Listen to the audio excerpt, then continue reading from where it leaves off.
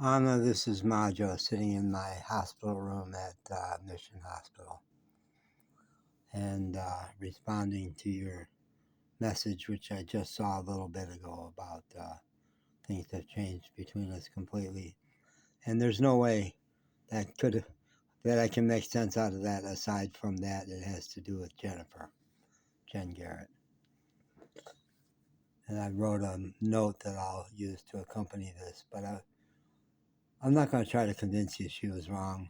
But I want to offer some thoughts about how between two humans who have trauma and stuff, things can happen that get really confused and confusing.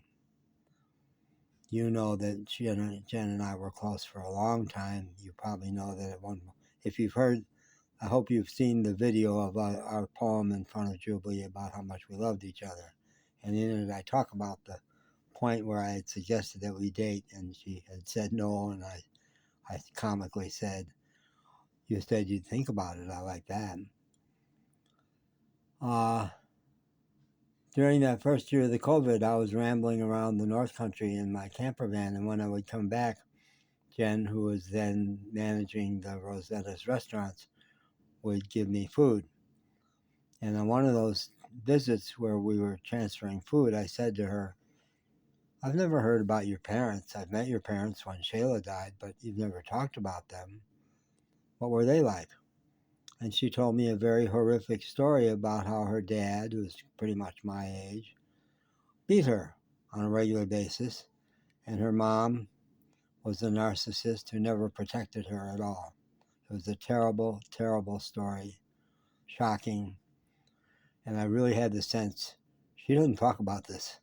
I bet she's never had counseling about this at all. And the only way I can understand what went on 2 weeks later is that we let the genie out of the bottle. All that trauma just exploded, and I became her abusive dad. I'm going to make an executive choice not to talk about that night at all because it's going to sound like I'm trying to convince you she was wrong. It's just, for me, the learning is when there's trauma running around, things can get dramatically misunderstood. And when I said, could we cuddle, could we spoon, I'm realizing now she didn't know what spoon even meant. So when I attempted to spoon, in her mind I was attempting to shove my penis, which was not hard, into her buttocks. Shocking, I've never had a moment that I'm angry.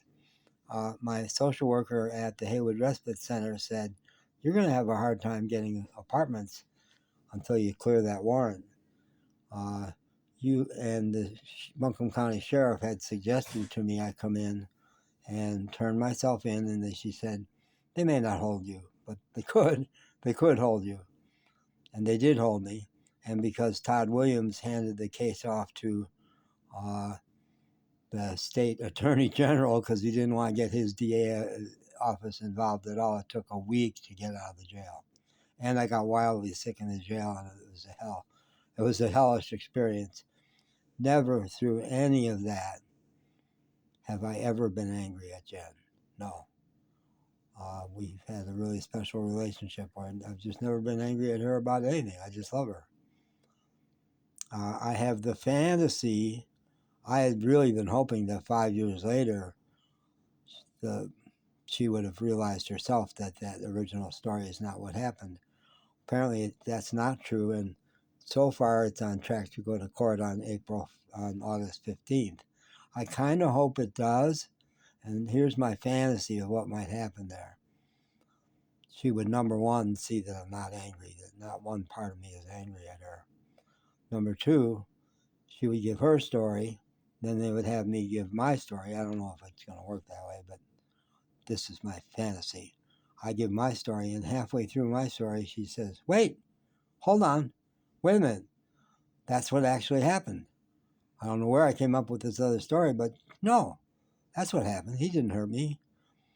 Your Honor, do you mind if I run over and hug Majo? Because I got to do it right now." That's a fantasy, may not go that way at all.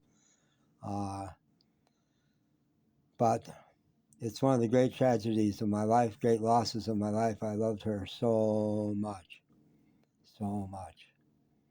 and her daughters, each of them, so much. And you know, I'm hoping healing will come, but you can't always get what you want. I know that's true. And now I've got the extra big sadness because you were special to me. We had those massages. You took care of my puppies. You were tight with Pancho. It's huge losses. Huge losses. I'm a big guy. I can handle it, but I'm sad. I'm sad. David, I love David. I loved your relationship with each other. Yeah. So I'm not expecting a reply from you, but I hope you watch this. I hope you do. All right. I always say, once you've loved someone, that never goes away. So I still love you. I do. I always will.